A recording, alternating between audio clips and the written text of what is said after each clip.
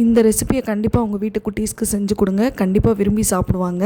வாங்க இதை எப்படி செய்கிறதுன்னு பார்க்கலாம். ஃபஸ்ட்டு கடாயில் 2 டேபிள் ஸ்பூன் எண்ணெய் சேர்த்துக்கோங்க. அது கூடவே 4 பல் பூண்டை குட்டி குட்டியாக கட் பண்ணி சேர்த்துருக்கேன். அப்புறம் ஒரு பெரிய வெங்காயம் சேர்த்து நல்லா வதக்கிக்கோங்க. இப்போ இது கூடவே ஒரு மீடியம் சைஸ் தக்காளி சேர்த்துருக்கேன். தக்காளி நல்லா வதங்கினதுக்கப்புறமா உங்களுக்கு என்ன காய்கறிகள் பிடிக்குமோ அதை சேர்த்துக்கோங்க. காய்கறிகளோடு லைட்டாக உப்பு சேர்த்து நல்லா வதக்கிக்கணும். இப்போ இது வதங்கினதுக்கப்புறமா 2 டீஸ்பூன் நான்வெஜ் மசாலா, 1 டீஸ்பூன் மிளகாத்தூள் சேர்த்துருக்கேன். அது கூடவே 4 உருளைக்கிழங்க நல்லா வேக வச்சு சேர்த்துருக்கேன்.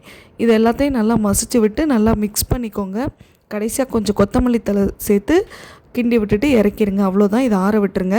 இப்போ ஒரு தோசைக்கல்லை சூடு பண்ணிவிட்டு 2 ப்ரெட்டு துண்டுகள் எடுத்திருக்கேன். அதில் ஒரு சைடு கெச்சப்பும் ஒரு சைடு மயோனைஸ் ஆட் பண்ணிவிட்டு இந்த காய்கறிகளை சேர்த்து நல்லா அதை ஸ்ப்ரெட் பண்ணி விட்டுட்டு மேலே சீஸ் வச்சு மூடி பட்டரை வச்சு டோஸ்ட் பண்ணி எடுத்தீங்க அப்படின்னா வெஜ்ஜு சீஸ் சாண்ட்விச் ரெடி.